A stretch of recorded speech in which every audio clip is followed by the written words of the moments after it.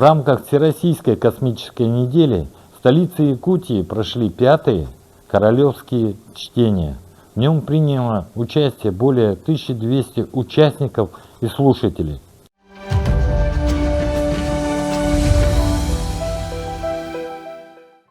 В России по распоряжению главы государства прошла неделя, посвященная космосу, в ознаменовании 65-й годовщины космических полетов Юрия Гагарина и Германа Титова.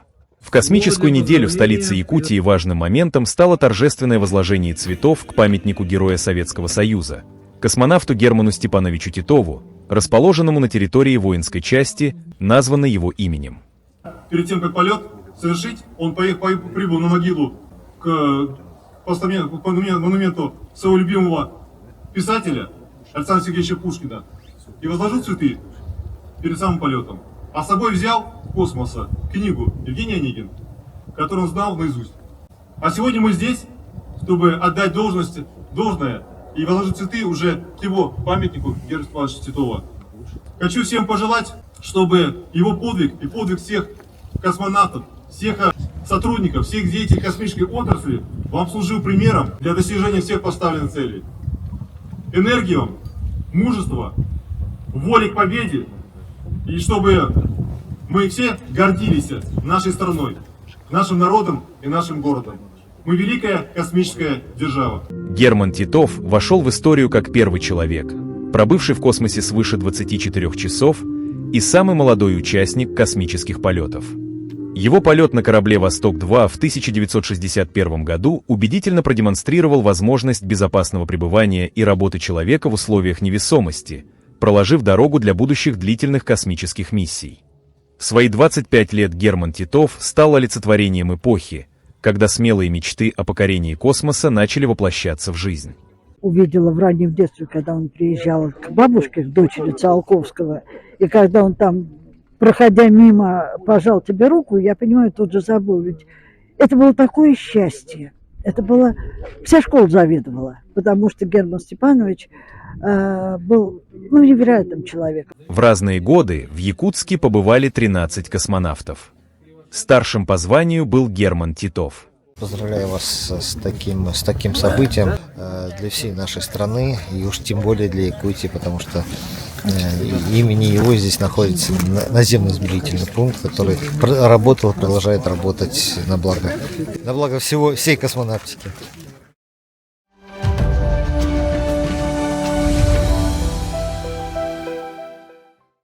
Наша программа встретилась с членом жюри 5-х королевских чтений, героем России, летчиком-космонавтом Андреем Борисенко.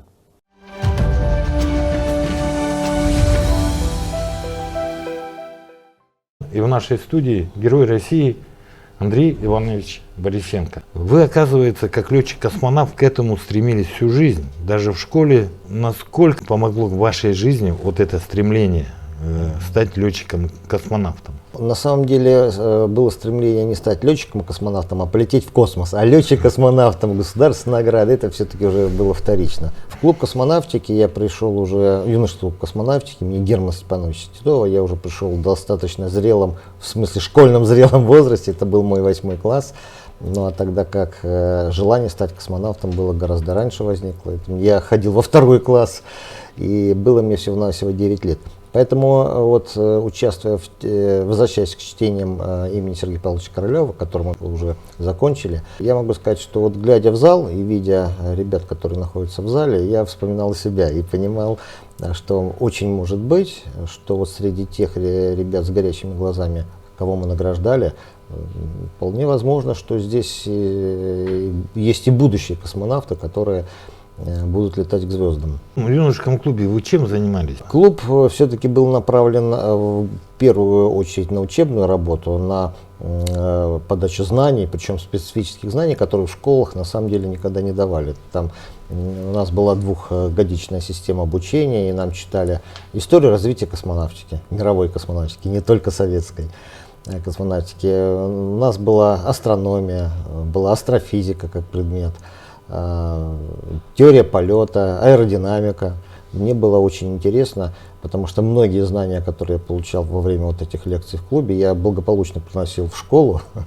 Там их делился со своими одноклассниками, и в том числе использовал даже в ответах у школьной доски, когда спрашивали какое-либо задание. И я могу сказать, что это было и интересно, и я чувствовал себя более уверенно при изучении школьной программы тоже.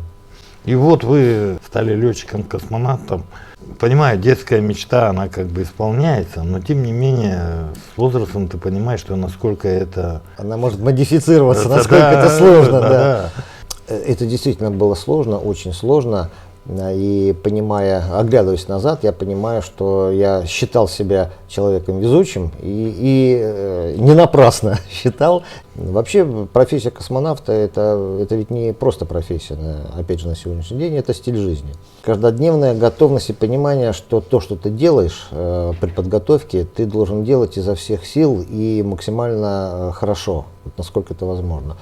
Отбора в отряд космонавтов, момент отбора до выполнения первого космического полета проходит порядка 5, 6, 7 лет. Это вот то время, которое требуется для подготовки профессионального космонавта. И вот ты и эти 5, 6, 7 лет живешь с полной нагрузкой, с полной отдачей, но выполнив свой полет и вернувшись назад, ты попадаешь в точно такое же состояние вечного студента, который был и до первого полета. Тебе опять нужно сдавать определенное количество зачетов, экзаменов, и сдавать не формально для галочки, а это действительно настоящая учеба, настоящие экзамены, очень, очень серьезные. Поэтому это одна из особенностей. Андрей Иванович так спокойно говорит, но первая экспедиция была 164 дня и 5 часов, вторая 173 дня и 3 часа. Привет, земляне! Вас приветствует экипаж 28-й экспедиции на МКС в составе командира экипажа Андрея Борисенко и борт-инженера Александра Самокутяева.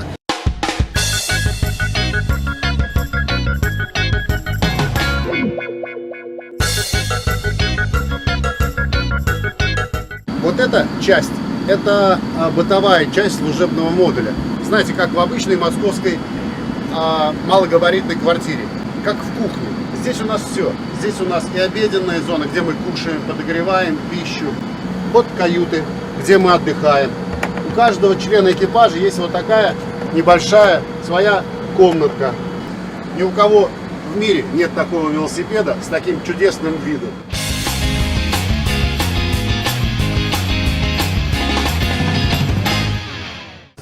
Вы помните, что советский космонавт, врач Валерий Поляков пробыл в космосе 1,5 года в одном полете, без перерыва.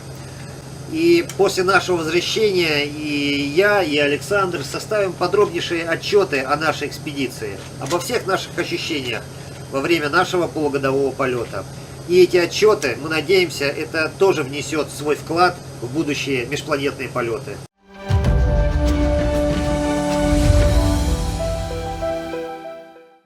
Именно вот это чувство невесомости и есть стремление в космос.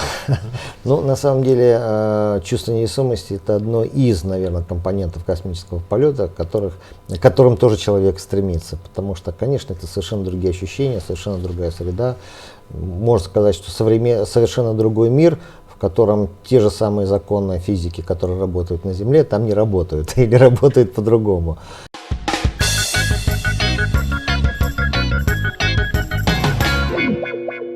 Давай посмотрим на нашу космическую пшеницу.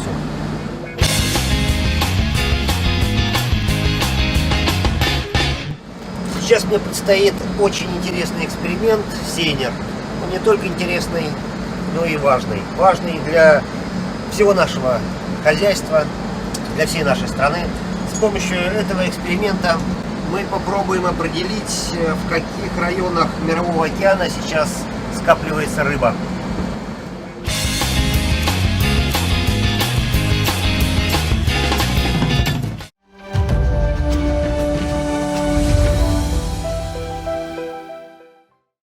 И космос это же не только, так скажем, чувство полета, невесомости, это все-таки научная работа. И вот здесь вот королевские чтения, они, наверное, все-таки вот, Ребята спрашивают, насколько вам это помогает. Королевские чтения – это работа на будущее. Работа на будущее наших детей, для некоторых уже наших внуков. Ведь то, какой интерес к чему мы сможем зажечь в ребятах, в какую сторону направим их профессиональную траекторию, как сейчас любят говорить, чем они будут увлекаться, от этого будет зависеть и будущая жизнь на Земле, в нашей стране. Для того, чтобы им привить вот интерес к настоящей жизни, для этого и существуют в том числе такие чтения. А почему Якутия? Все-таки страна большая, и вы уже второй раз у нас. Мне очень приятно приезжать сюда, вот уже второй раз я приезжаю, у меня очень хорошие остаются воспоминания о вашей земле.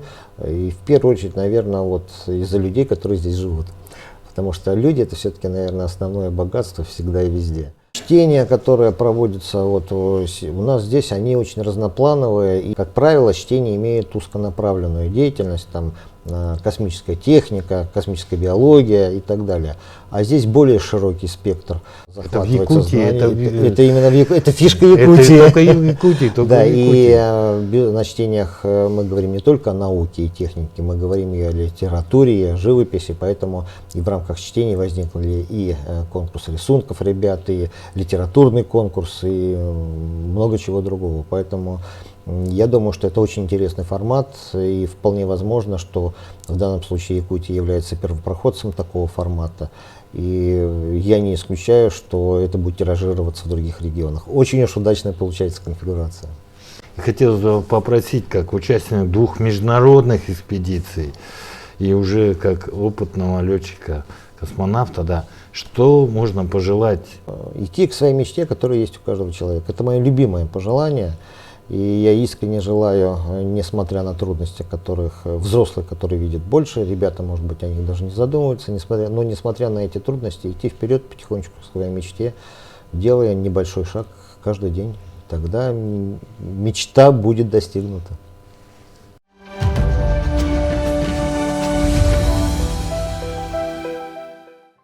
Исторический парк «Россия. Моя история» предлагает для всех желающих услуги по организации выставок, мастер-классов, различных презентаций, детских праздников, фотосессий, культурных встреч, деловых переговоров с кофе-брейком, а также видеоконференций и онлайн-встреч. Телефон 8 41 12 40 35 97.